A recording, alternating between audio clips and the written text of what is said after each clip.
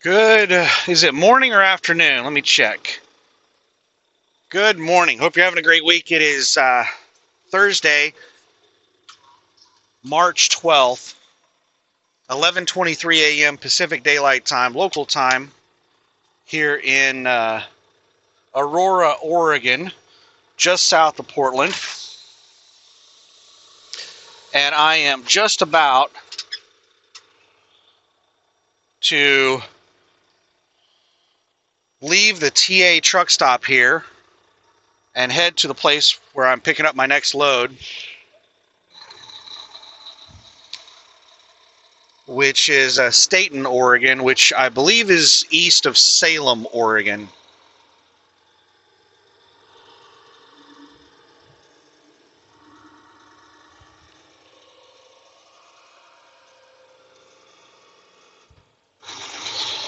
So bear with me while we get out onto the interstate, and hopefully I'll be able to upload this video.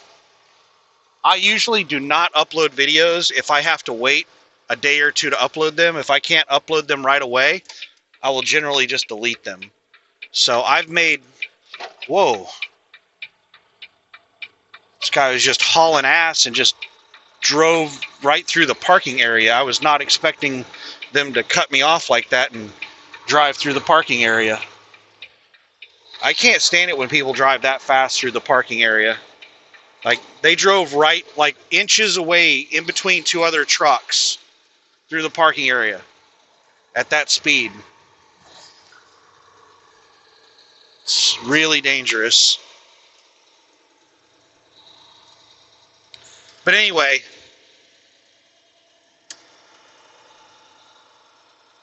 I'm headed over to Stayton, and they have terrible cellular coverage there. I've tried to upload videos in the past, and I've never had success. Yeah, just seeing Landstar trailers everywhere. I was talking with a Landstar driver there while I was fueling up. He came over and he was like, "Hello there." And I was like, "Hey, how much are you paying for fuel?" And he's like, "The same as you." And I looked over at his truck and I was like, "Oh, you're with Landstar as well."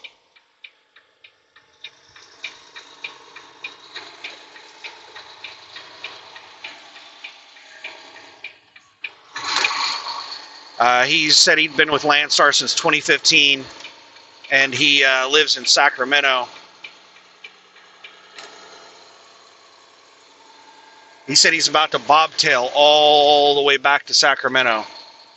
He hauled a load of hydrogen up here to the Portland area, and now it was a power only run, and now he's going to bobtail all the way back down to Sacramento. And I was like, damn, not going to look for a load. And he's like, yeah, I'm not going to be able to find a power only load going back to Sacramento. And I'm like, yeah, you'd have to sit around for a while to find one of those.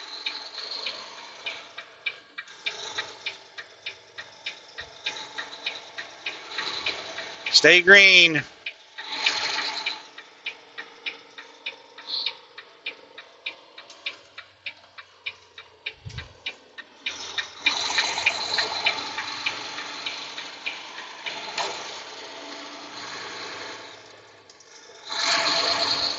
It's going to be, hopefully it's going to be nice whenever they finish all the construction here. They're redoing all of the roadways. This place is way too high traffic for the roadways the way they're currently configured. Turn right onto the I-5 South ramp.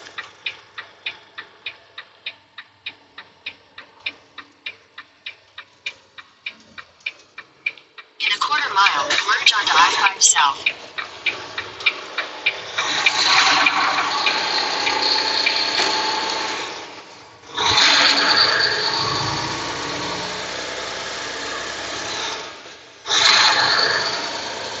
All right, we're rolling. We're getting on the interstate. This is Interstate 5 southbound. We're going to try to get onto. Traffic's pretty heavy.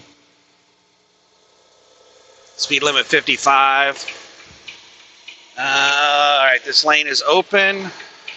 There's no merge lane. We're just going straight onto the interstate. Continue on I-5 South for 18 miles. and there's a lot of water on the roadway, and because of that, there's a tremendous amount of spray, which is reducing visibility.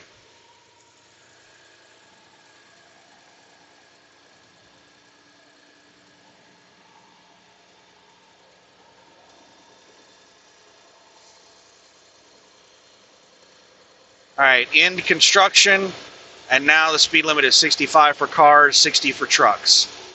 All right, so I don't know if I'm going to be able to upload this video, but we're going to pretend like we are. So I'm going to, do a normal video, and hopefully I get to upload it.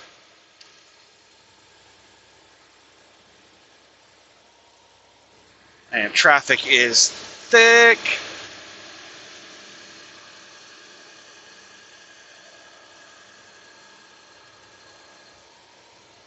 You would think with fuel prices being as high as they are and the weather being as bad as it is, that there would be fewer people on the road, but I guess these people have really important places to be.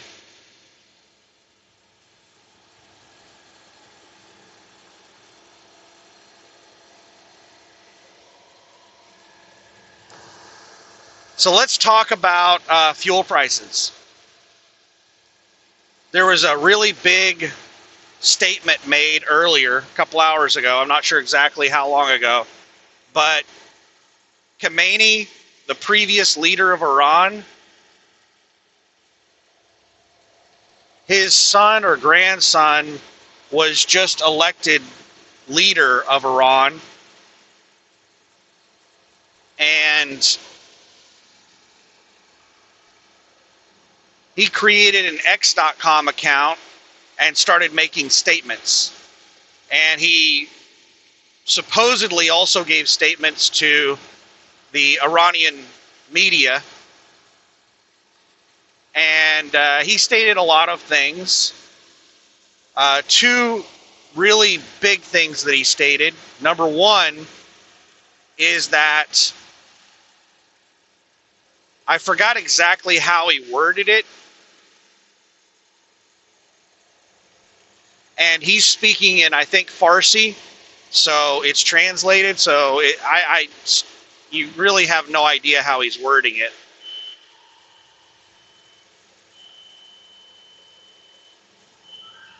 Oh, I got the bypass. They're probably closed. But basically, what he's saying... Just a second here. My best pass toll transponder is just beeping like crazy because of the transponder for the way station we drove under. I think it's giving some kind of error or a message letting me know that I got transponded.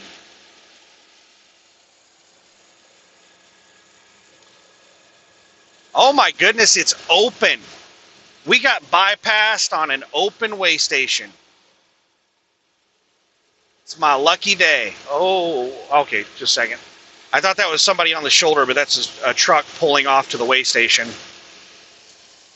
I've got four-wheelers alongside me, but I got to keep an eye on the on-ramp of the way station. It looks like they're pulling in a lot of people. So,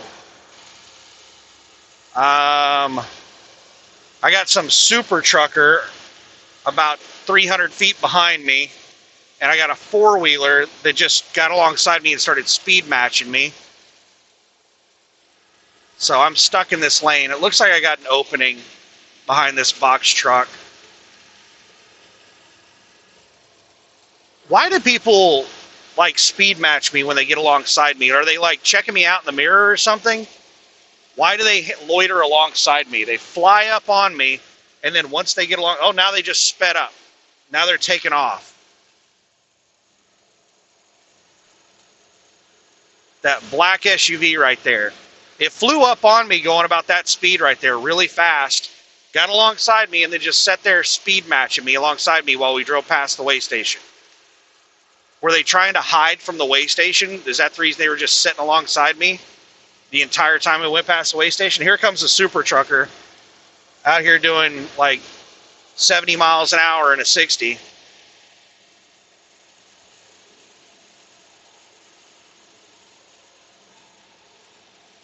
What in the hell is that contraption? Is that doubles? Looks like a doubles Conestoga. I don't think I've ever seen one of those before.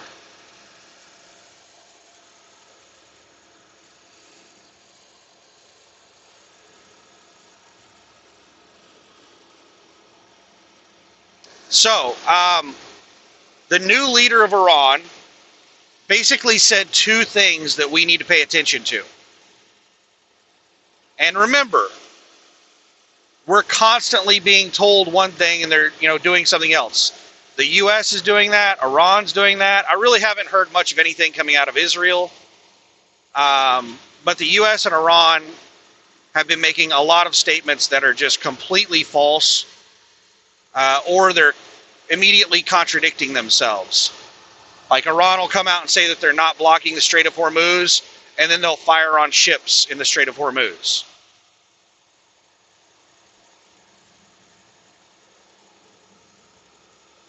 And the U.S. government will come out and say that we've already defeated Iran, we've won the war, victory, and then they'll come out and say that they're thinking about putting troops into Iran.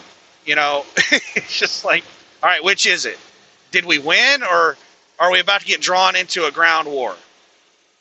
Once we put troops on the ground, that is really, really, really, really bad. That would be...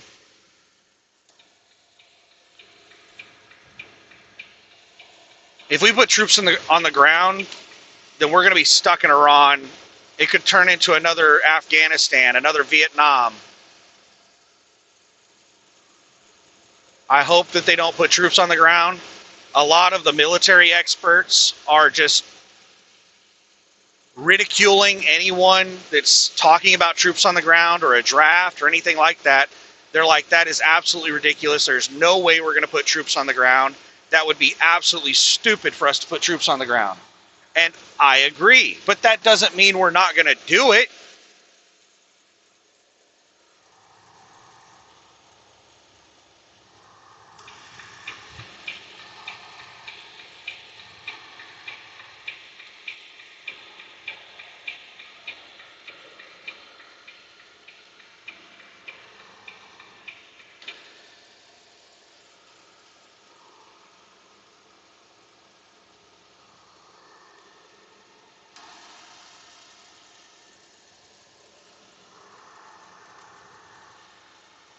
So, the two big things that the new leader of Iran has said is that they're going to shut down the Strait of Hormuz until the war is over.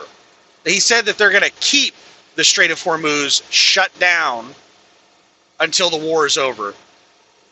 Basically saying that it is already shut down, and they're going to keep it shut down until the war is over, which contradicts what the United States and Iran have been saying up to this point. Both sides have been saying that the Strait of Hormuz is not closed.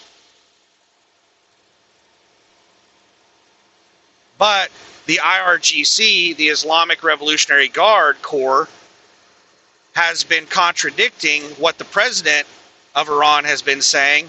And I've heard that the IRGC just flat out said that the president of Iran was not in charge, and what they were saying basically was not true.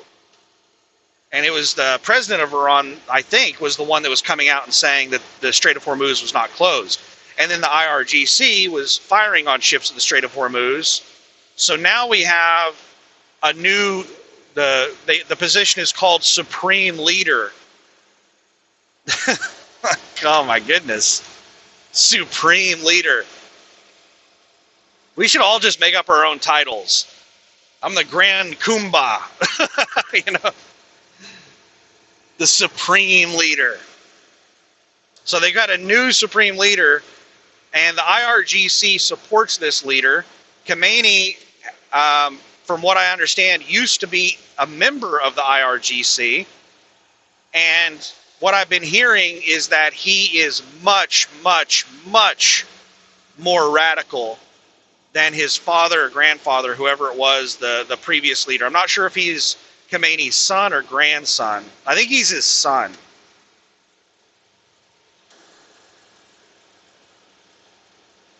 So he was a member of the IRGC, much more radical than Khomeini. And on top of all of that, whenever we assassinated his father, we also killed his wife and his son in that bombing. So he probably really, really hates America.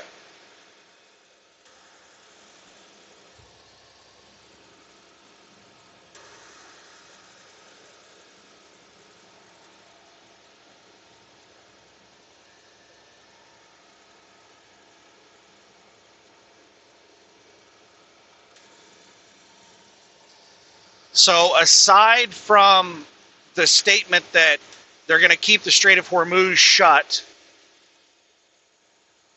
throughout the entire war, he also was saying it's really, really hard to understand what exactly he was saying because it's translated from Farsi, and he's also talking like a religious leader or something. He's like referring to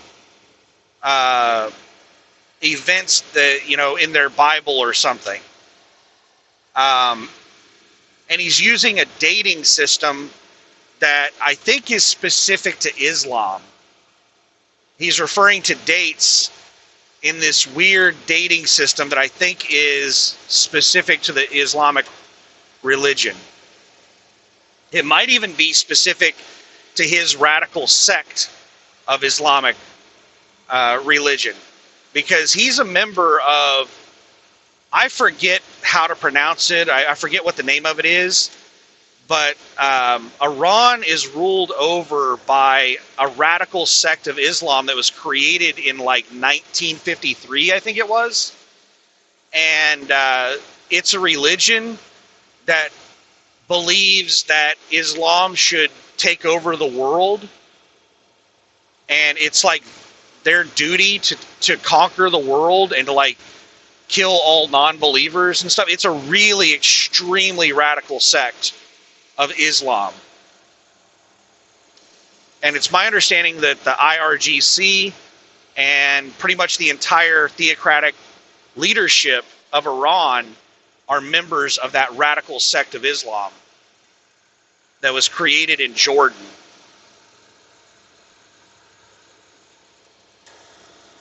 And I think that ISIS and Al-Qaeda and all of those terrorist organizations that we've been fighting against for decades, I think they're all also members of that radical sect of Islam. Don't quote me on that. I'm not not really knowledgeable on Islam. I don't know much of anything about Muslims. But I hear stuff on occasion, and I read things on occasion.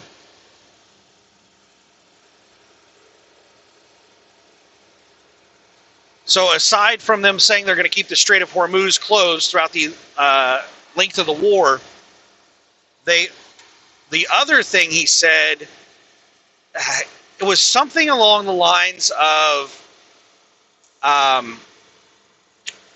to word it. Basically,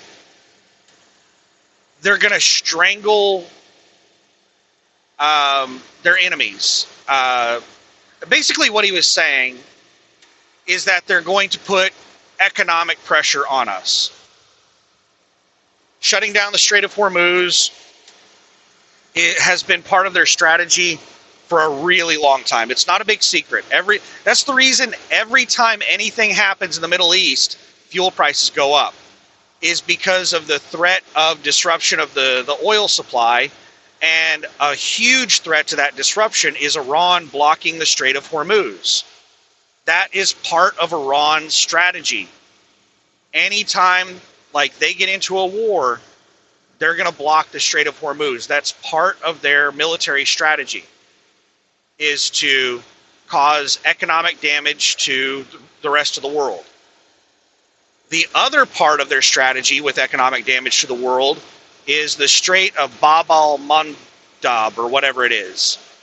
It's the strait that goes into the Red Sea, to the Suez Canal, which is a really critical choke point in the global supply chain.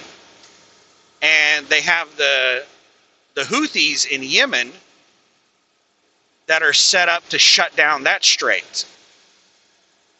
So right now, they're only blocking the Strait of Hormuz. The next escalation will be them shutting down the Strait of Bab al-Mandabi, or whatever it is. And no news agency or let's not call them news agencies, no media outlet, no state-run media, as far as I've seen, has been talking about the Strait of Bab al-Mandab, or whatever it is. Just a second here. I got a four-wheeler that passed me, and now they're just speed matching me. And there's a truck stuck behind them that's driving alongside me right now.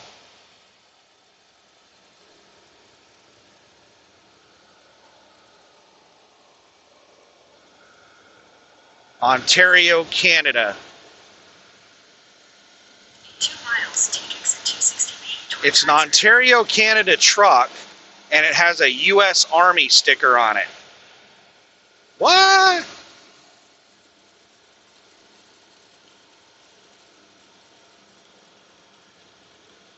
The sticker. Oh, buddy, that was dangerous. So the Canadian driver got right up on the ass of that car and then cut me off to pass him on the right.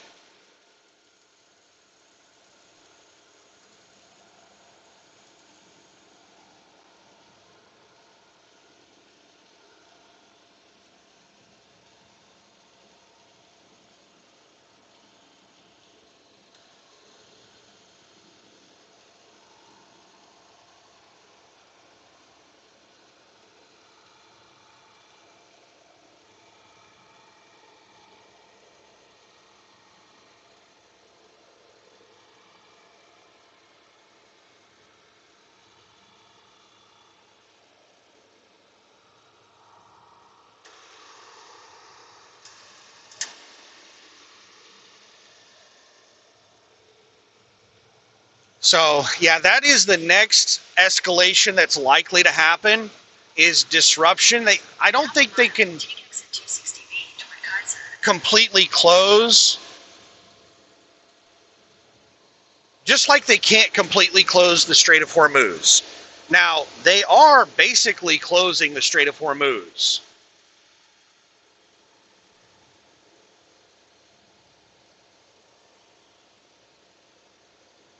Take exit 260B.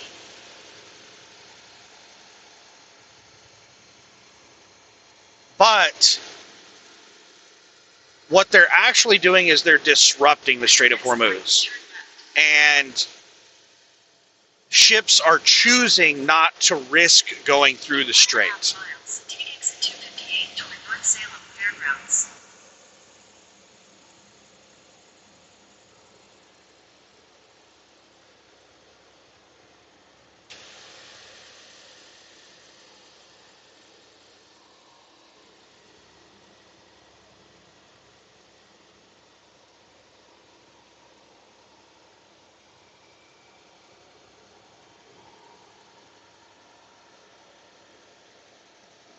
All right, speed limit dropped from 60 to 55 for trucks. Let's turn off the cruise and slow down and watch for this merging traffic here. And also, Google is trying to reroute me, so I'm having to pay attention to where in the hell I'm going. Google keeps trying to get me to cut through. I want to get off on State Road 22, Take exit 258 toward North Salem Fairgrounds. and Google keeps wanting me to take some shortcuts, drive through some people's yards or some shit to get there.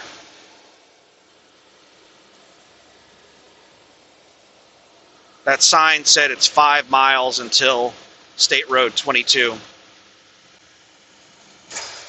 We're going to take State Road 22 all the way to Stayton, Exit 258. and Gulf Club Road all the way down to the shipper.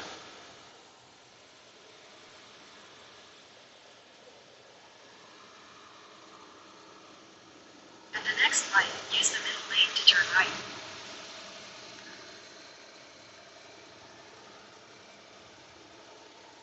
It looks like Google There's a road closure ahead on I-5 South.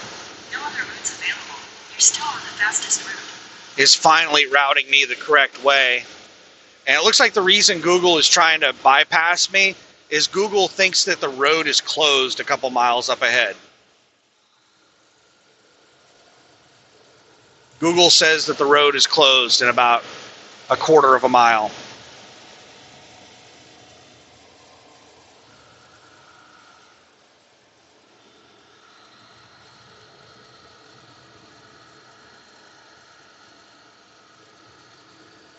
So right up here, where those orange barrels are at, that's where Google thinks the road is closed. Maybe there was a road closure overnight, or a lane closure.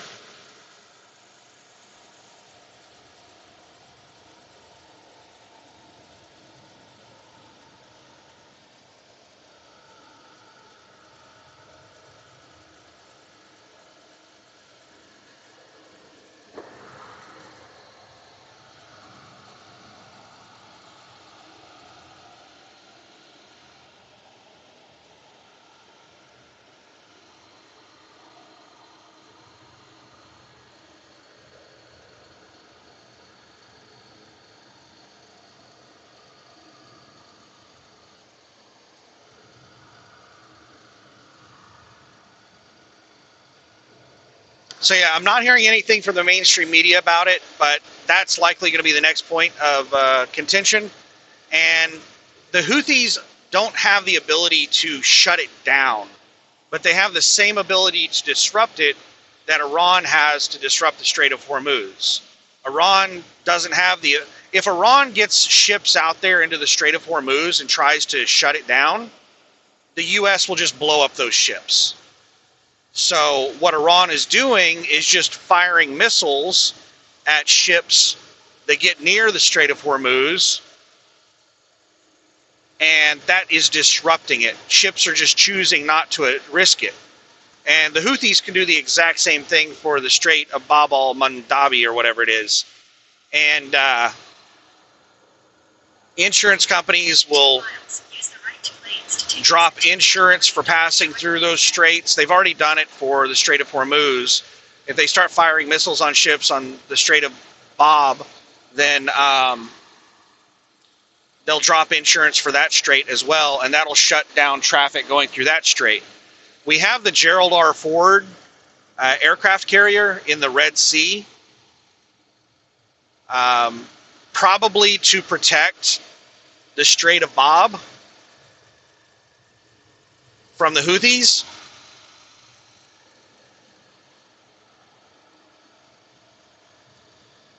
That's probably part of the reason there. And that the Gerald R. Ford is another big news item.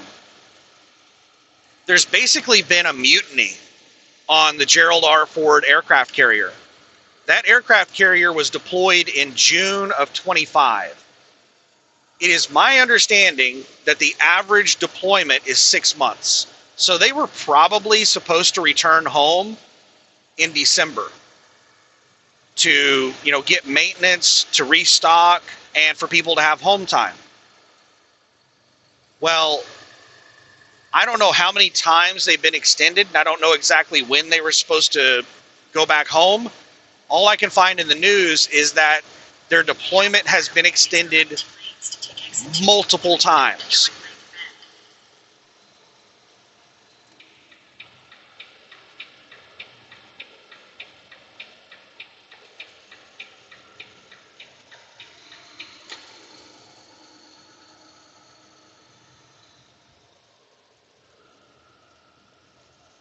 Use the right 2 lanes to take exit 253.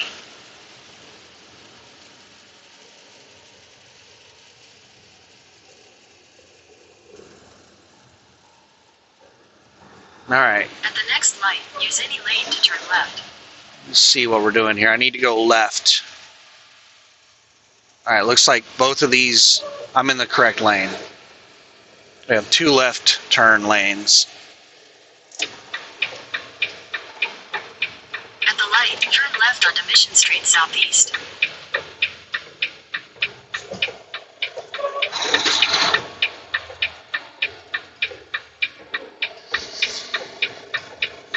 But so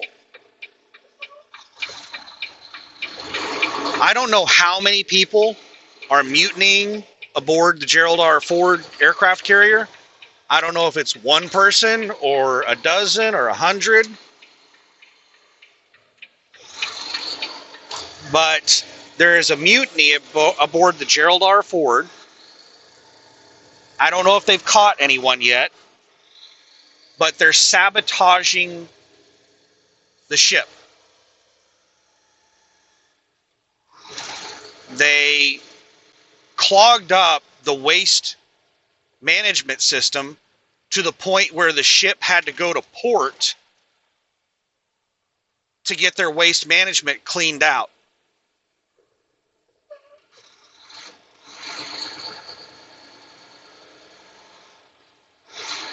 That is a massive, massive issue.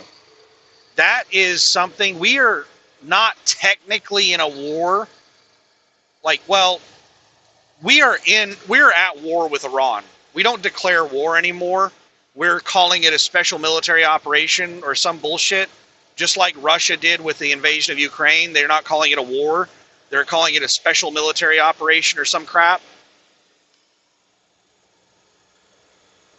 So if we were in a declared war, I'm fairly certain that the captain of that ship would legally be able to shoot. Just a second here. This car is racing to get in front of me. I'm having to slow down to avoid hitting this moron. Now they're going to get into an accident with a person trying to change over to the right lane. People are so aggressive.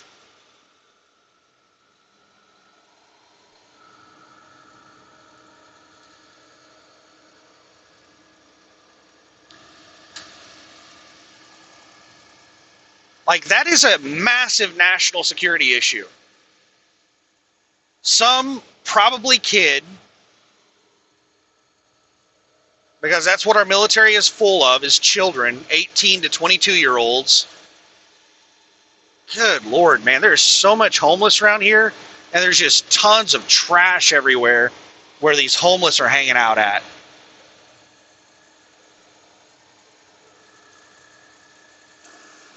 So some kids in the Navy are throwing a little temper tantrum because they didn't get to go home on time because we're at war.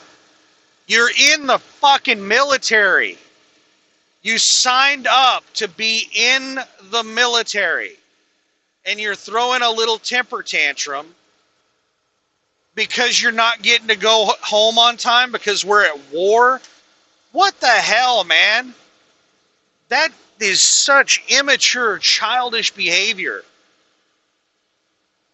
And if they find the person that's sabotaging that ship, I hope that person is imprisoned for the rest of their lives or put to death. That is basically, it's treason what that person is doing. Or persons. I don't know if it's one person or a bunch of people on the Gerald R. Ford that are sabotaging the ship.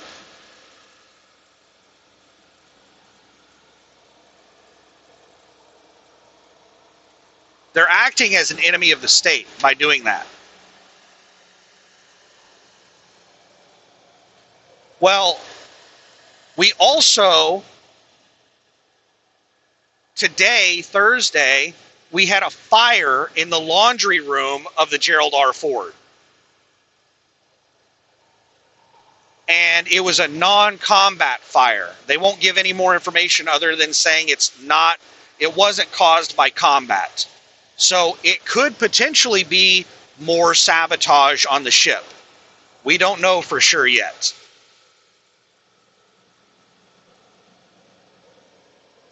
There were 2 people injured in the fire, and there's some kind of electrician, like support vessel or something, that's helping them repair stuff.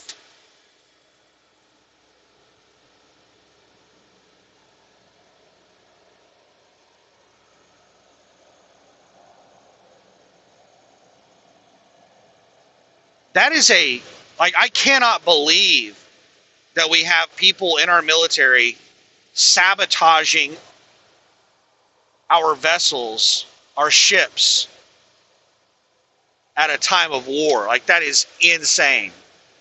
Because they're out away from home for a few months longer than they were supposed to be. They were probably supposed to be home in December, and now it's March, and they're still not home, and they're throwing a little temper tantrum. I hope they catch the people, and I hope the consequences are extreme. I'm almost 100% certain that if we were in a declared war right now, it would be completely legal for an officer to shoot that person in the head. Just simply failing to follow instructions, orders given by an officer, I think that an officer can shoot you in the head at time of war. So sabotaging a ship, an aircraft carrier, to the point where it has to go to port to get repaired, oh my goodness, that is insane.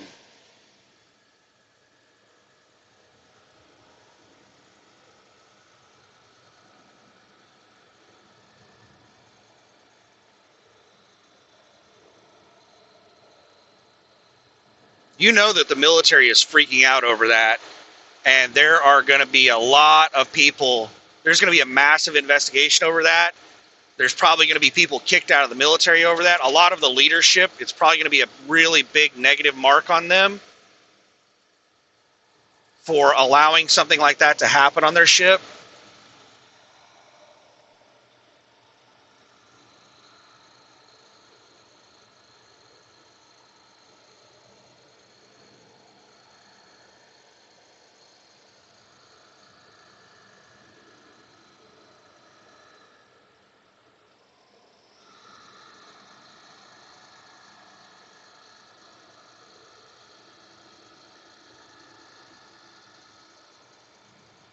Normally what I do whenever I get here is I go park in the little parking area, and then I walk over to their shipping office, which is probably about a quarter of a mile walk.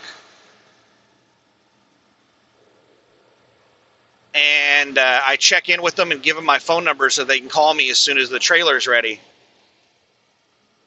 But since it's raining, I don't want to walk round trip half a mile in the rain. I think what I'll do is I'm just going to park, throw on my four ways, and just park in the road right in front of their shipping and receiving office, and just walk in there and give them my phone number real quick, and then go park the truck.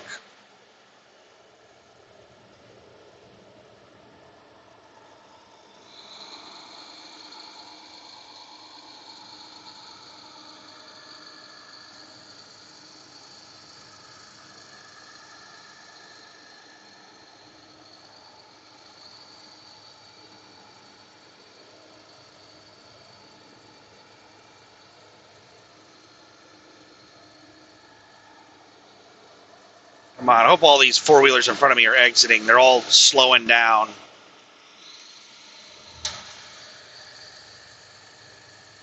Nope. Only one of them exited. I got 2.5 miles until Gulf Club Road. 5 miles until I get to the shipper. So 2.5 miles on city streets. You know what? Let me fish out a soda. I'm in the mood for a soda.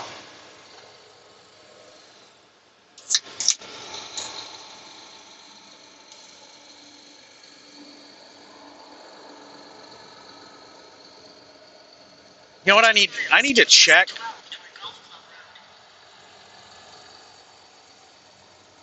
the Home Depot that I'm delivering to Monday morning. I can't remember where in the hell it's at. I can't remember the name of the town. It's like Gardenville, Nebraska or something. It's way over somewhere in western Nebraska off I-80. I need to check that location and see if there's like a Walmart next to it, because I would like to restock on soda and milk. I'm down to basically just water in the truck. I have 4 12-packs of soda left, which is a lot, but I've been drinking. Normally, I only drink soda when I'm driving. I very rarely drink soda whenever I'm parked. But I've been drinking a lot more soda while I'm parked because the only other thing I have to drink is water.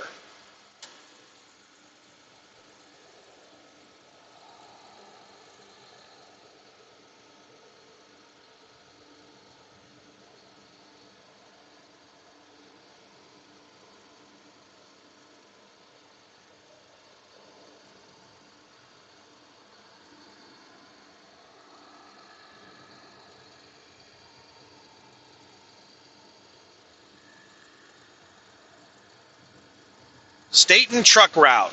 Next right. In half a mile, take exit 12 toward Golf Club Road. So I've been going through a lot more soda than normal. 4 cases of soda should be plenty if I'm just mainly just drinking it like normal when I'm driving. But if I'm drinking it a lot while I'm parked, then I'll go through 4 cases pretty quick. Take exit 12.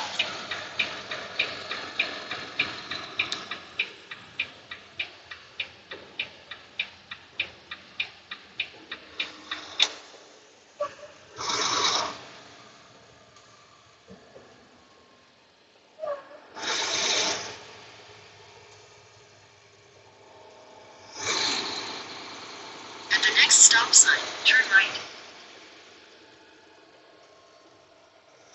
At the stop sign, turn right onto Golf Club Road Southeast. Alrighty, second here.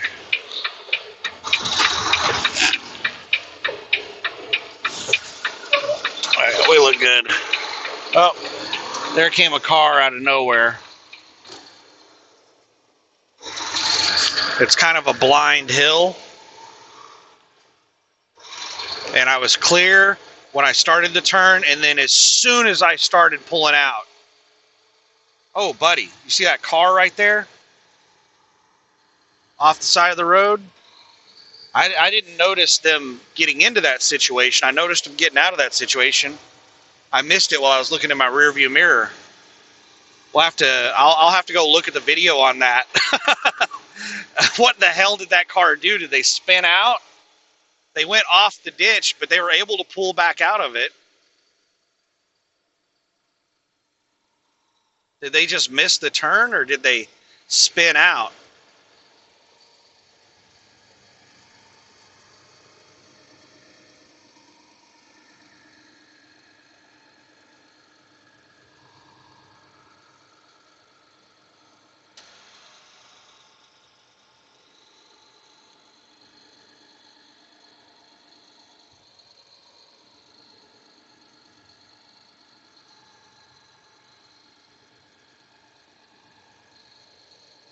But yeah,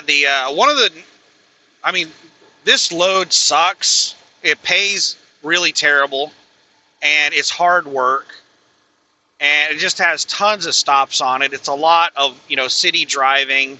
It's a lot of, unloading. This is a really pain in the ass load, but it's the only thing in this area that consistently pays decent. It's the reason I keep doing them.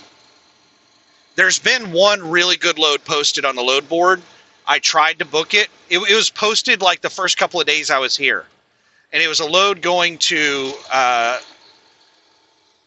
what in the hell is the name of that town? Somewhere in Indiana. But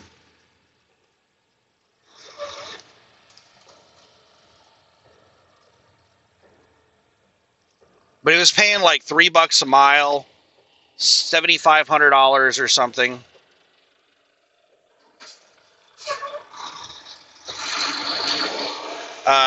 Going from Portland to Indiana.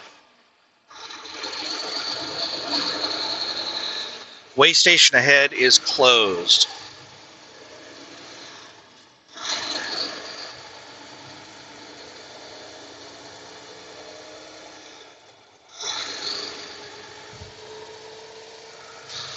And I called within the first couple of minutes that load was posted, and I sat there on hold for like 2 minutes, and the load disappeared off the load board while I was waiting on hold. So somebody got to him before me and booked it before me. So I just hung up while I was still on hold.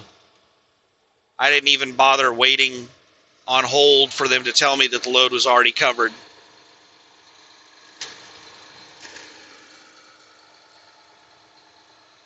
But aside from that, the only decent loads that have been posted have been these window loads. And almost all the window loads that have been posted while I've been sitting there go through California, and I'm not legal to drive in California. All right, my turn on Deschutes or whatever it is there it is. Turn right onto Deschutes Drive. Then you will arrive at your destination. All right, this is a narrow road I'm pulling onto, so... Oh, shit. All right, the trash truck stopped way back for me.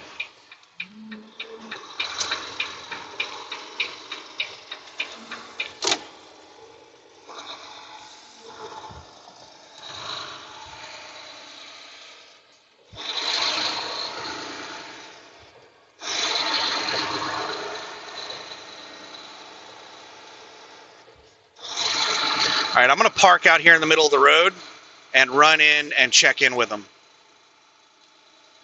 Put my 4-ways on.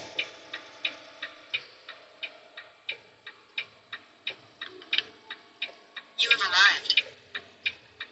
And let's stop right here. And I will be right back. I'm going to pause this while I go check in real quick. All right, we're all checked in. And now let's go find a parking spot.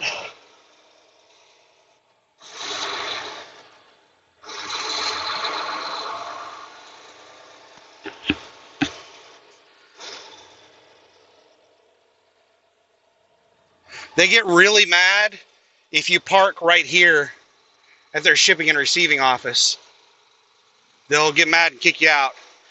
Got another Landstar driver here just parked alongside the roadway.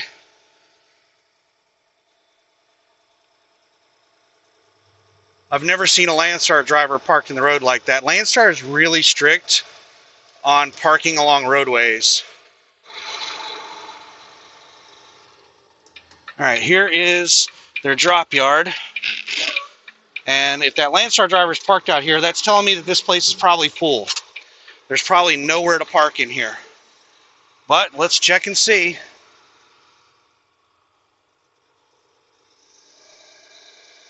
I could drop the trailer right here in this spot. I don't like doing that kind of parallel parking shit.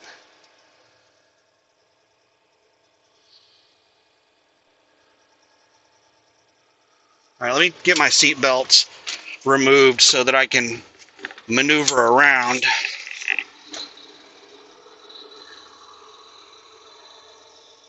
Please be a normal spot open. Like, this place is, they don't have enough room for their needs. Like, they have shit everywhere.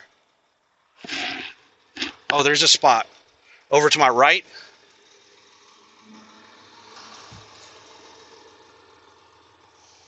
I think it was. I didn't get a good look at it. It looked like there was a spot.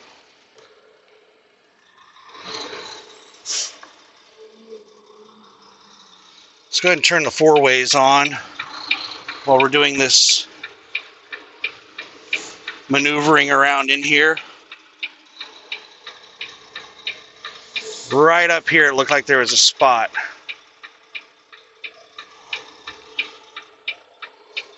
And yeah, buddy, get some. Get yourself some of that.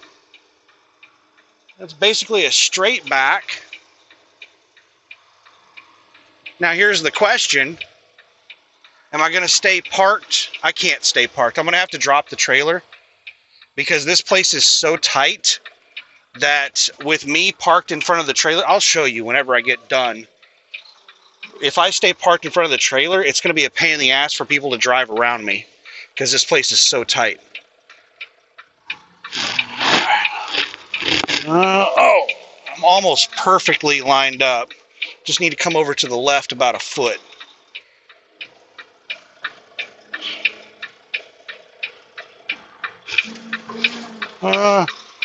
We're perfect right there. That's just straight back right there and we're good.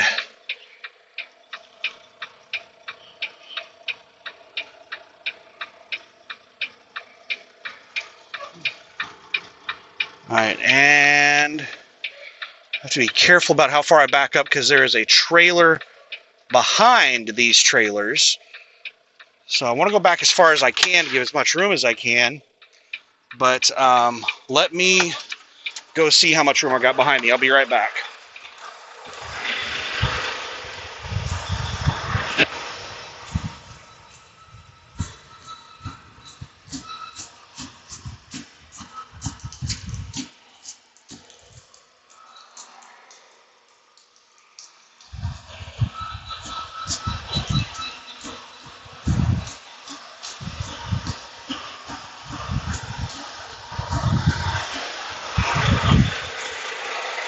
I've got like 30 feet behind me, and oh my goodness, the ground in between those trailers is slick as snot.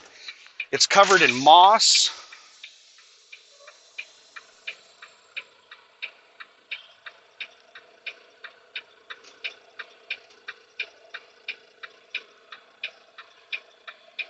So I think I might actually stay parked right here. Since I'm able to back up so far.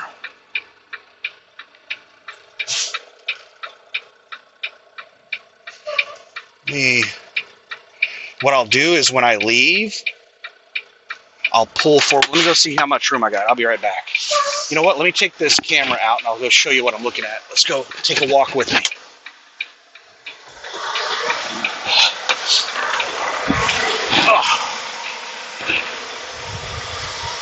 Please don't slip and fall on this moss back here.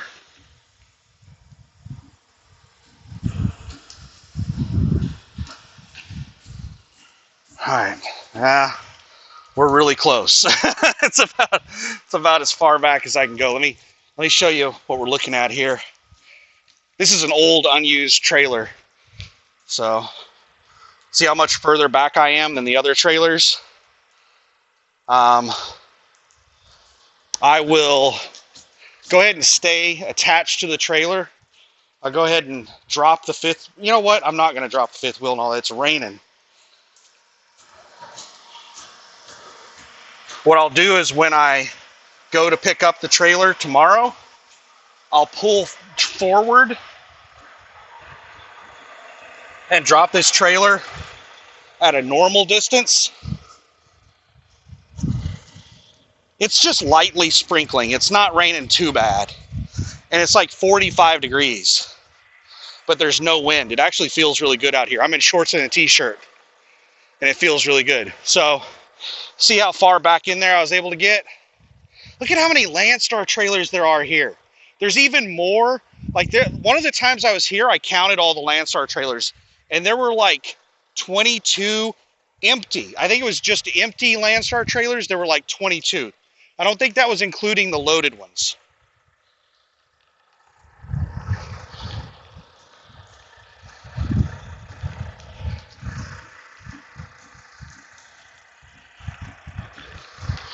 So yeah, I'm tucked back in there pretty good.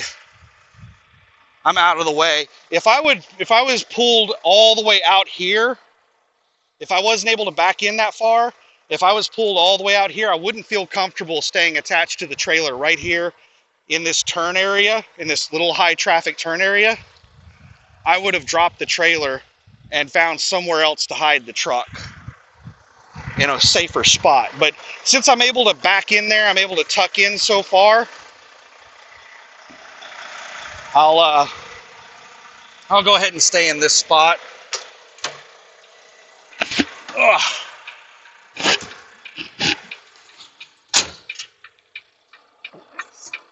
Oh my goodness, my glass is just fogged up. Can't see anything.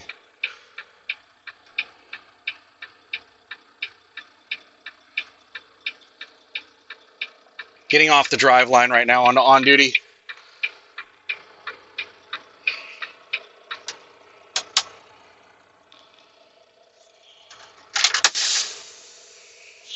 Go ahead and set the trailer brakes. And so that's it. I've relocated over to Stayton, Oregon, got checked in, and they're probably going to call me. The overnight crew doesn't call. If the trailer gets ready overnight, the overnight crew does not bother calling. So if they finish loading it tonight, which they probably will, then whenever the morning crew comes in, once they start working right around 7 a.m., that's usually when they end up calling me. So I'm going to probably get up at like 6 a.m., get ready, drop the trailer and all that stuff, and be ready to roll by about 7 a.m. Just be completely ready to roll by 7 a.m. because that's probably when they're going to call me. And I'll go in there and get all hooked up to it and, take off out of here as soon as they tell me it's ready. And the internet sucks here, so that's the reason I kind of waited until the last minute to come over here. I wanted to get over here early enough that I could take a 10-hour break before I picked up the load. But I didn't want to get over here too early because I wanted to take a shower before, at the last minute before I left. And I didn't want to sit over here without internet all damn day. If there was a shower here and internet, I would have gotten here like a couple of days ago. A toilet, shower, internet, all that stuff. But none of that stuff is available, so I kind of wanted to get over here at the last minute.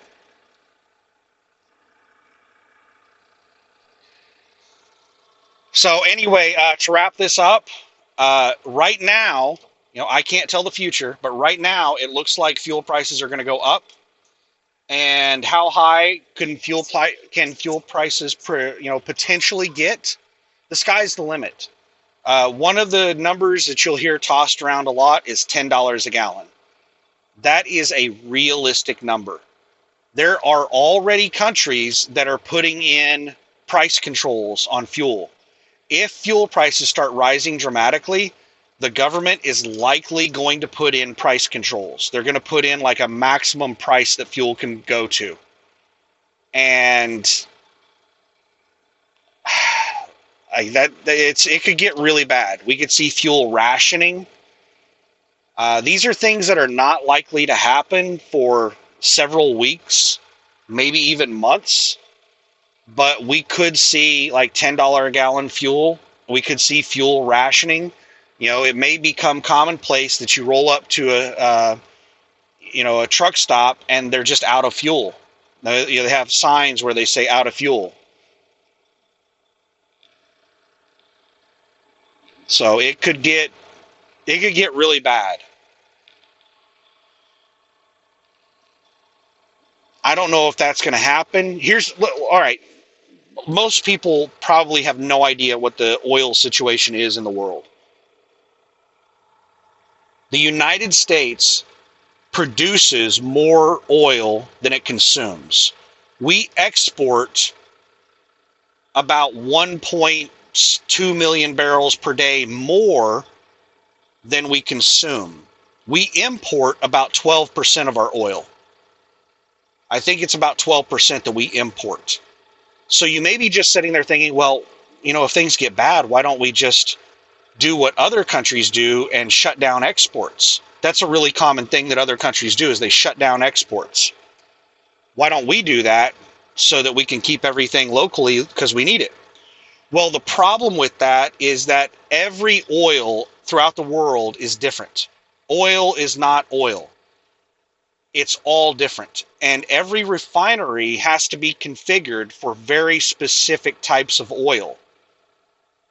So you can't just start bringing in Venezuelan oil into a refinery that's designed for Brent crude or West Texas Intermediate.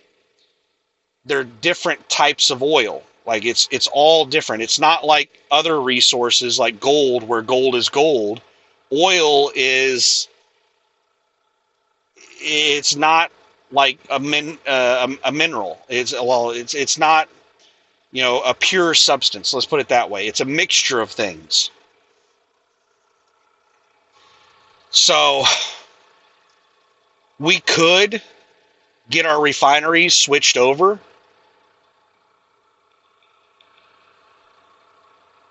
I don't know how long that would take. I don't know what the process is. I don't know enough about it. I would love to watch a video from an expert explaining like what what would the process be? How long would it take? How much would be involved? Like how difficult would it be for us to switch over, shut off our exports and switch over to domestic only? How difficult would that be for us? I'm curious on that. But the way it's set up right now, we are dependent on other countries for oil, even though we produce more oil than we consume. And it has to do with refineries, refinement capabilities. And refineries are set up to process certain blends or certain types of oils. And good news on the refineries, we are about to break ground on the first refinery that's been built in the United States in like 50 years. That is a huge problem with the United States is the radical left has had this I'm going to go ahead and shut the truck off, has had this they refer to it as fossil fuels. And fossil fuel is a theory. It's like man-made climate change is a theory. It's not proven. Climate change is real. The cause of climate change is debated. There are theories. The radical left likes to say that the right doesn't believe in climate change. That's not true. What we disagree on is the cause of climate change.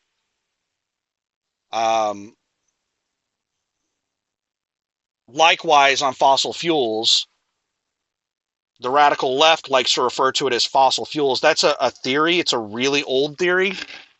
And again, it's a theory. So they have this war against petroleum that they call fossil fuels. And because of that, we haven't had refineries built in this country in 50 years because it is a massive investment to build a refinery. And it takes approximately 10 years. The last I heard, based on the information available to me, the last I heard, it takes approximately 10 years to build an oil refinery. And we are about to break ground building, I think it's in Brownsville, Texas, which I think Brownsville is a border town on Mexico. I don't. That's probably a good place to build it. I don't know, but that is really amazing that we're building a new refinery in this country. We need them. We need them. A lot of the refineries that are existing are like under threat of being shut down because of the radical left, or they're just going to be shut down because companies are not willing to invest in like renovating them because of the threat of the radical left to have them shut down. Like, why would you dump millions or billions of dollars into something that the radical left is threatening to, take away your permits, take away, they're threatening to basically shut you down. Like over in California, they already have plans in place to shut down several refineries across California. They have like deadlines that they have to shut down by, and California is backpedaling on that because they're realizing how like catastrophic that's going to be to California, because California has its own fuel blend. It has its own regulations. California is like a separate country. They have their own systems, their own rules, their own regulations. And part of that is their environmental laws require them to have their own fuel blend. So you have California fuel that can only they can only get their fuel from very specific refineries that make their very specific blend, and they're shutting them down. Like what? It's like hanging by a rope and shooting at the rope above your head. Like that, the radical left is just insane. Well, they're starting to realize how stupid that is, and they're starting to give like extensions on the shutdowns on those refineries. and they're like backpedaling on the refinery shutdowns and stuff. It's just insane. It is absolute crazy stuff. It's like it's the kind of stuff that you would like. It's plot lines that are from like a movie or a video game. You wouldn't think something like that would happen in real life. It's like some unrealistic plot line in a movie. But no, it's happening in real life. So anyway, I need to keep this video as short as possible because I don't even know if I'm going to be able to upload it. But the bigger the file size gets, the less likely it is I can upload it. So hopefully I'm able to upload the video. And tomorrow we'll probably start doing driving videos again. And I'm going to be doing daytime driving because I'm going to have to pick up the load in the morning. Um, it should only be about a 3-day drive, a 2 to 3 day drive, 2.5 day drive to my first drop. My first drop is in um, uh, what the hell is it? It's in somewhere in eastern Nebraska, and I should be at that location probably Sunday morning, and I can't deliver until Monday morning at 8 a.m. It's a Home Depot. They are really strict on appointments. The guy I was talking to, the Landstar driver I was talking to at the fuel island, he said that he had done, some of these loads before, and he was, talking about how strict Home Depot was on their appointments. And I was like, he was asking me about the appointments and stuff like that. And he said, "Do you have a bunch of Home Depots?" And I said, "Oh, I hate Home Depot." And I was like, "I don't think I have very many Home Depots. I think it's mainly Menards." And he doesn't know what in the hell Menards. They don't have Menards over here in California. He's done some of those deliveries in California, Arizona, probably. And he's doesn't know what in the hell Menards is. And I told him Menards is the best because you can deliver there anytime they're open, 6 a.m. to 10 p.m., 7 days a week. Home Depot, he was like, "Yeah, Home Depot is really strict on the appointments." And I was like, "Yeah, I hate Home Depot." And Lowe's doesn't seem to care about appointments. I've never had Lowe's complain about an appointment time. Home Depot is the only place I've ever delivered that complained about the appointment time. But whenever I come into these places, I act like I'm a local delivery driver, and they usually don't even talk about appointment times. I just come in there, I open up the dock door, and I start unloading the trailer like I'm a local delivery driver. I've done local pickup and delivery before, and I know how those drivers are. They just come in and they'll just start opening up the dock doors. Over the road drivers will typically just come in and, stand there at the shipping and receiving door at the office, and they'll just sit there with their paperwork, clueless as to what to do. And then the shipping and receiving people have to kind of hold them by the hand and, walk them around, instructing them on what to do. I just act like I'm a local delivery driver, and I just come in there. I don't talk to them. I just go open the door and start unloading the trailer. And then when they walk over and try to figure out what in the hell I'm doing, then I'll tell them, "Oh, I've got 5 windows. I'm trying to find them right now." Or right when I walk in there, if they look at me and they're like, "Hey, what do you got?" I'll be like, "5 windows," and I'll just walk straight over to the door and open up the dock door, or walk, if they've already got the dock door open, I'll just walk straight into the trailer and start unloading. I don't really try to give them an opportunity to start complaining about appointment times or any crap like that. So I don't really have problems with appointment times because I'm usually in and out of there in like 15, 20 minutes. And most of the window deliveries are only like 5 windows. The only time I really have problems on the window deliveries is when I'm delivering really big windows, or I'm delivering a whole bunch of windows, like more than 10 windows. Those deliveries can become a pain in the ass. So we'll see what the deliveries look like whenever I get it. This trailer is most likely going to be completely full. It's listed as 12,000 pounds. That's a lot of windows. Um, this will be like the third one of these window deliveries that I've done. I've done 2 so far. My very first one was like 43 deliveries, And I want to say that was a 15,000-pound trailer, and it was loaded all the way to the back door. Like, it was completely full. That trailer was completely full. My last one that I delivered was like 20, 23 or 27 deliveries or something like that. And I think it was 10,000 pounds. And that one was only about 3/4 of the way full. This one's 12,000 pounds. So this one's probably somewhere between 3/4 and completely full.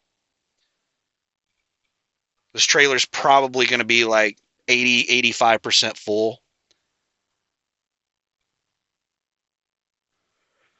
And I asked them if they could change the routing on this, because the way they have it routed is they have me starting in eastern Nebraska or western Nebraska, sorry. And then I do deliveries all across Nebraska, all the way to Omaha.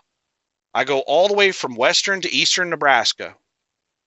And then they have me coming all the way back to central Nebraska, turn around and drive like a couple 100 miles back to central Nebraska, and then drive straight down into central Kansas, and then drive all the way over into southeast or southwest Kansas to Garden City, Kansas. And Garden City, Kansas is where I start delivering in Kansas, which is in southeast Kansas. So they have me starting in eastern Nebraska. Or sorry, I keep getting east and west backwards. They have me starting in western Nebraska, driving all the way to eastern Nebraska, and then driving all the way to western Kansas, and then driving all the way over to eastern Kansas. They have me zigzagging back and forth. I tried to get them to change the route to where I just come from Omaha and drive straight south to Kansas City, do my Kansas City deliveries, and then go to western Kansas and final in Garden City. And they tried contacting Geld Wind to get the order changed, and Geld Wind told them they already started loading the trailer. So what I am going to try to do is whenever I finish, well, I'm going to look at the trailer and see how it's loaded whenever I initially get it. And I'm going to look and see like how many windows are being delivered. And I might try to rearrange the windows. I might try to move the windows around in the trailer, restack them so that I can change the route. If I'm able to change the route, it'll be like 200 or 300 fewer miles that I have to drive. And I will be a lot closer to Oklahoma City whenever I final. So I won't have as many deadhead miles to get to Oklahoma City after I end the delivery.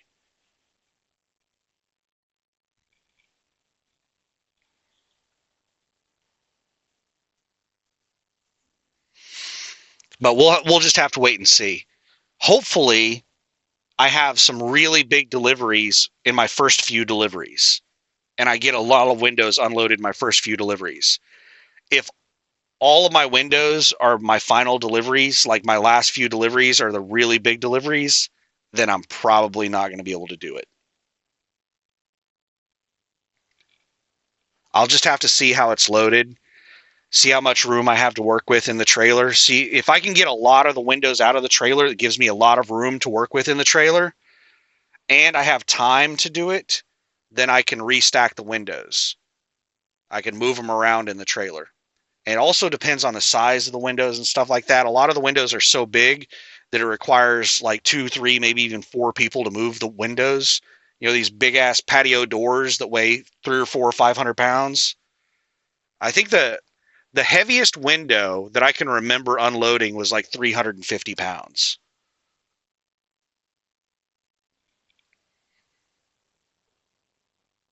But a lot of these orders are customers shipped to store, and they're just like 1 or 2 window deliveries. Tons and tons of 1 or 2 window deliveries. And then the store deliveries will be like 15, 20, 30, 40 deliveries, 40, windows. But a lot of these deliveries are typically customer shipped to stores where they're ordering like 1 window, and it's usually a lot of patio doors. Like a customer will order a patio door, It's like some big 200-pound massive window.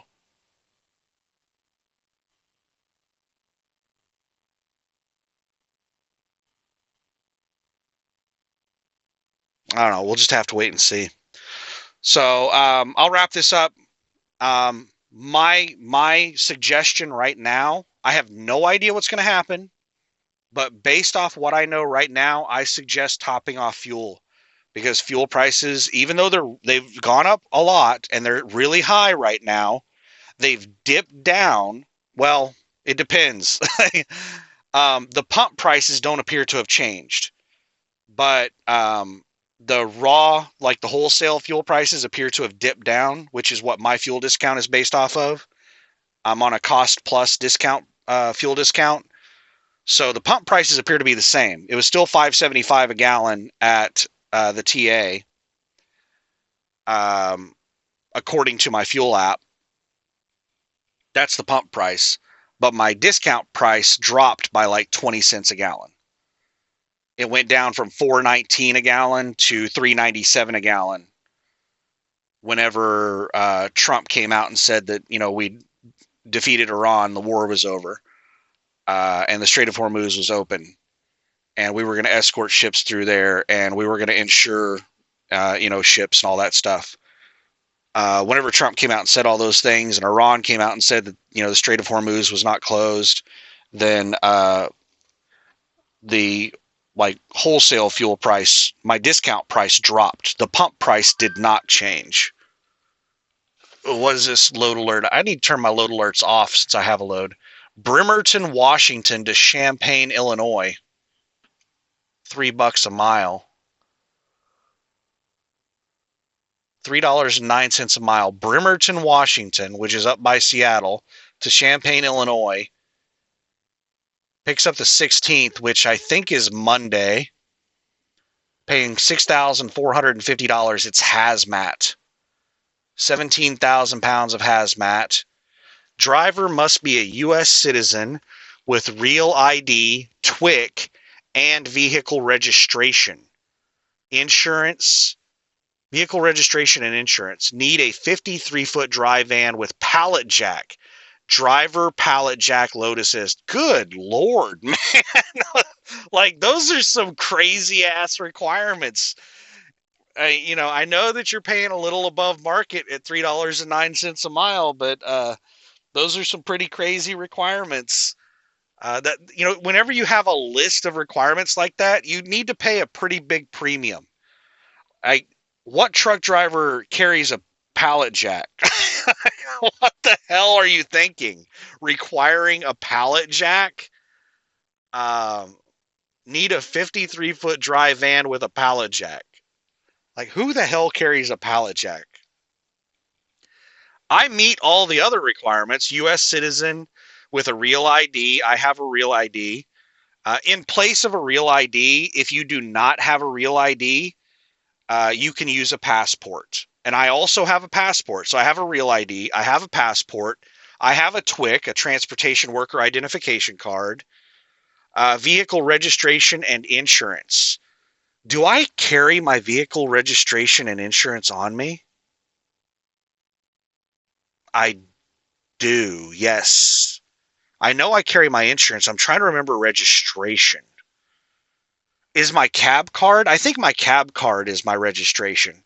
You have your IFTA, which you have your cab card, and then there's another one. There's two different things. There's the fuel tax, and then there's a registration. Yeah, I have all of that stuff. I do not have a pallet jack. The pallet jack is the only part of that I can't do.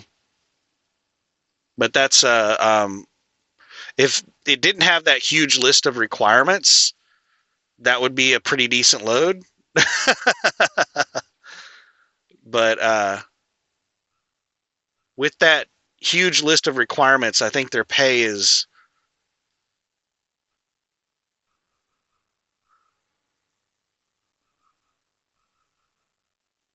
a little bit. What in the hell? Pickup end date.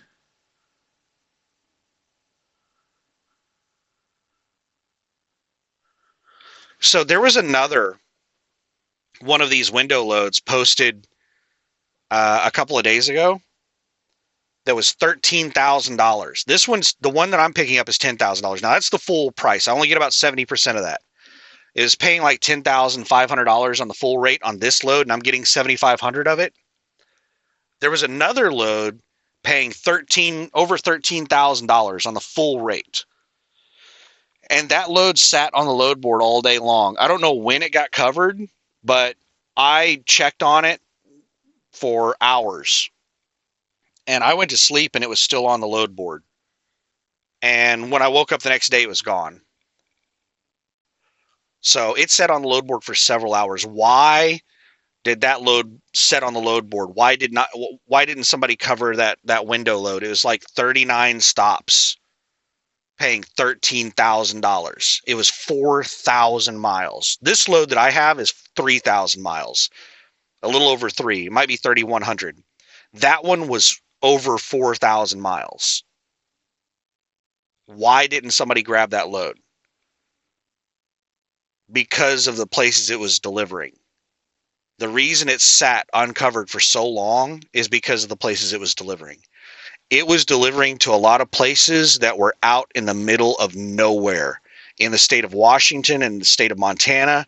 I didn't check all of the places it was delivering. I just saw like a handful of places that it was delivering in Washington and Montana. And I was like, screw that crap. Because when I saw the load, I was like, oh my goodness, I'm going to call them up and tell them I want to do this load instead of the other load and have them switch me. I was going to get switched over to that load.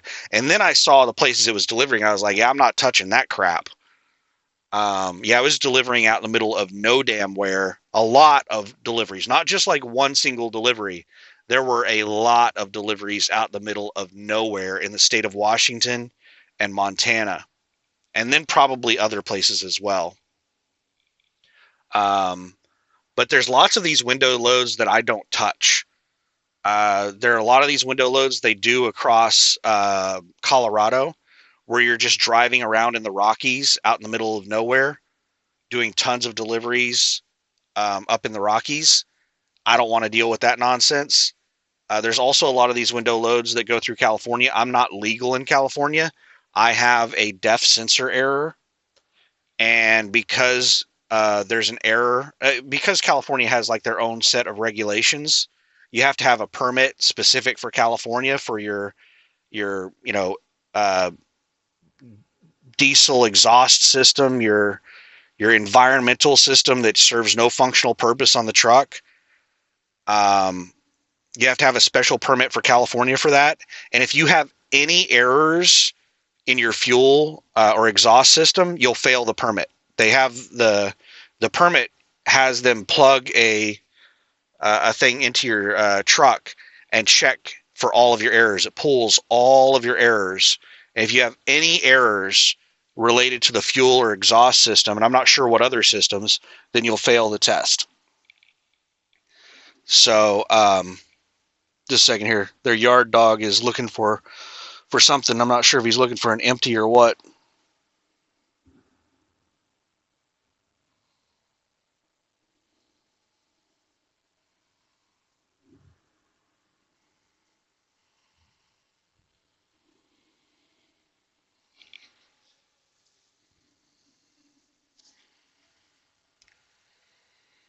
This guy is kind of an asshole.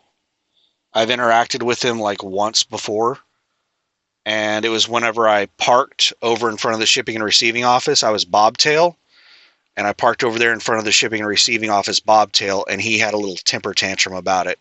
Told me that I couldn't park over there.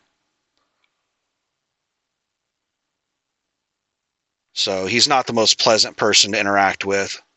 There are much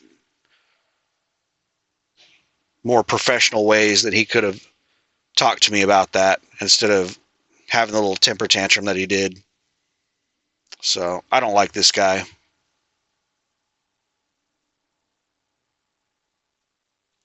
And it doesn't look like he's going to say anything about where I'm parked at. Every time I park in here, I'm always concerned that he's going to say something about it. Because I am the only driver that I've ever seen park in this area right inside here. Every other driver I've ever seen parks along the roadway, or they park in the entrance to this area. I've never seen another driver park in here where I'm parked at in this part of the area. But he's never said anything to me when I'm parked in here. But I always try to park in a way in which I'm not blocking other people. Like right here, I'm backed really far into this spot. This is a really tight area. With people parked in front of the trailers, it makes it almost impossible to maneuver around in here. So I will only park in here if I can find a way to do it in which people can still maneuver around me, like I am right now.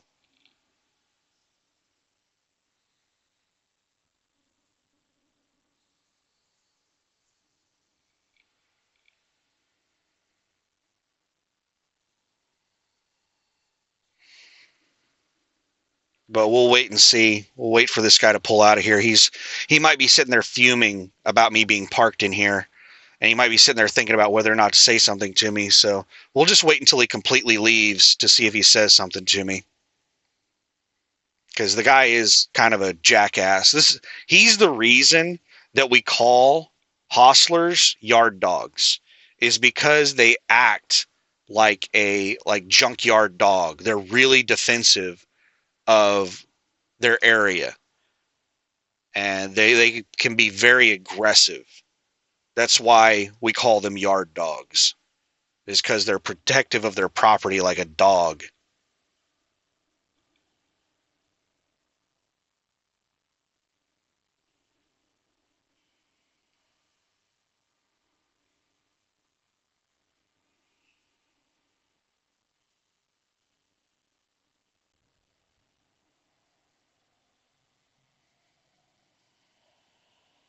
Yeah, he's an asshole. He wouldn't even look at me. He didn't wave at me, wouldn't look at me.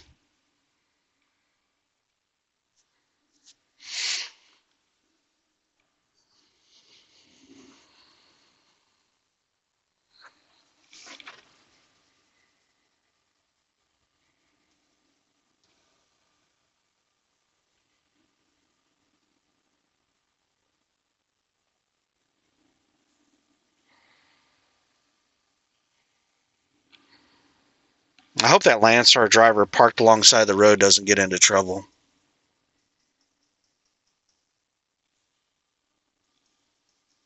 I see Landstar drivers breaking that rule all the time.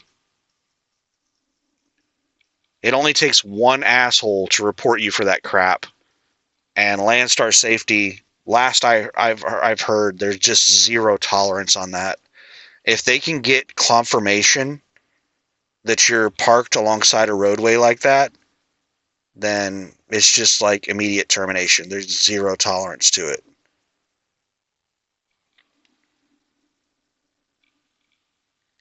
They will terminate your contract. I've heard some horror stories about it. I've heard about people that were like million-mile safe drivers with Landstar that have been with the company for like 20 plus years. People that were in like their driver. They have like a group of drivers that are like I can't remember what it's called, but Landstar has like some group of drivers that are, I don't know if they're voted on or what it is, but there's like this club of Landstar drivers that have been around forever that uh, are like million-mile safe drivers. It's the Landstar Driver Circle or something. I don't know what, I can't remember what it's called. But I remember talking with a guy in Oklahoma City while I was getting my truck worked on. He was getting his truck worked on there as well, and he told me about this. I didn't even know the thing existed, and he told me that he was part of it. He'd been with Landstar since before it was Landstar. Um, and he said that one of the other drivers that was in that little like old, that elite group of Landstar drivers had never had a ticket or accident or anything his entire career, had been with Landstar for like 20, 30 years or more. And he was doing the same route all the time.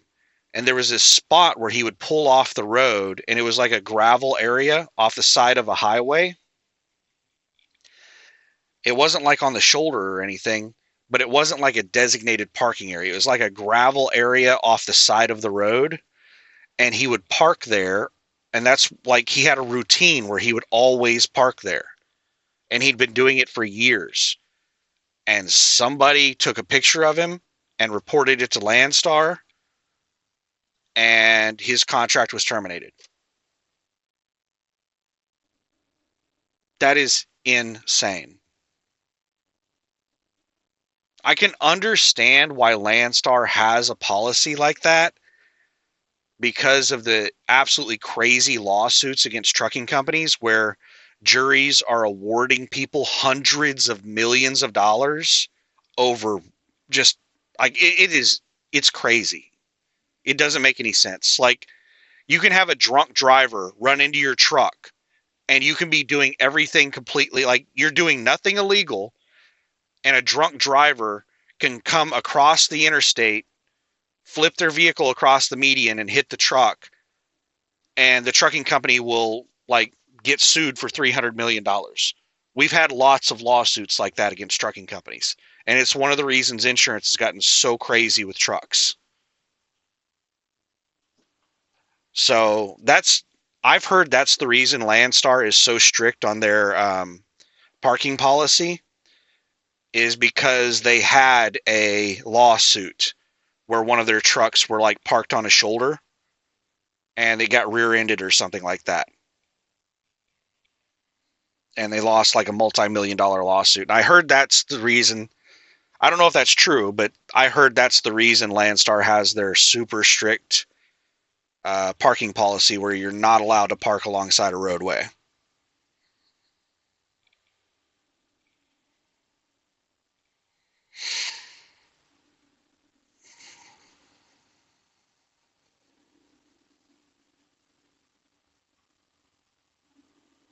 And it does not make any sense to me because a lot of these shippers and receivers you go to, you're forced to park alongside the roadway.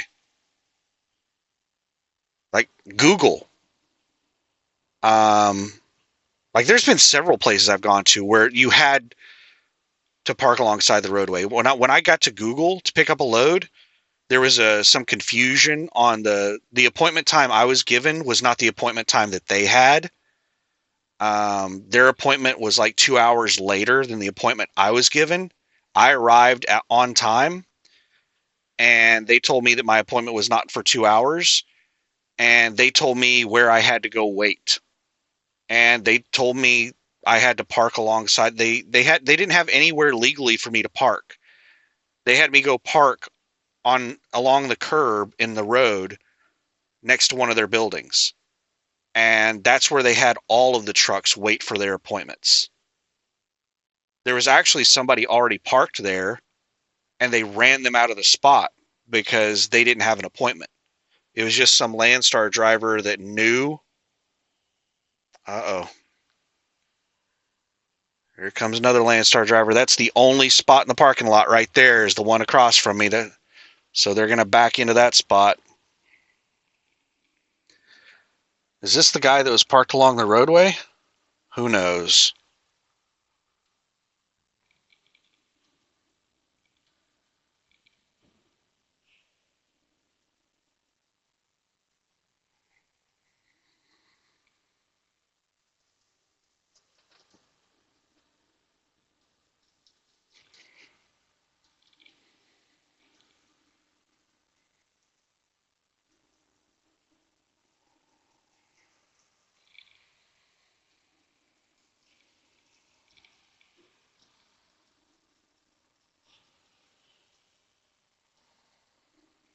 Sorry, I'm just watching.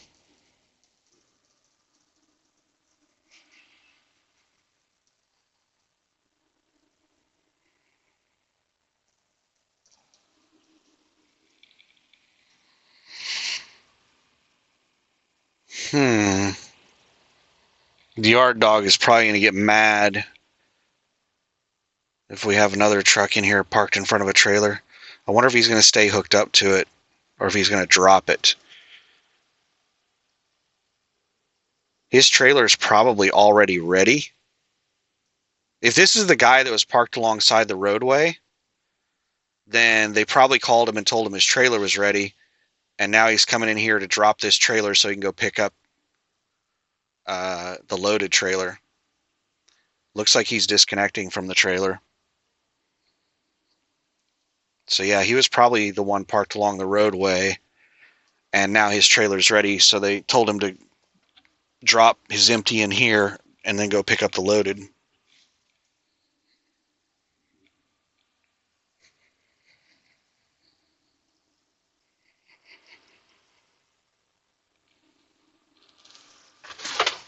I keep saying I'm going to end the video, and I don't end the video. I need to end the video.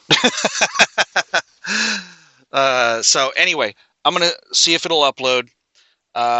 And I'll probably start making driving videos tomorrow whenever I start heading out of here. So have a good one. Bye.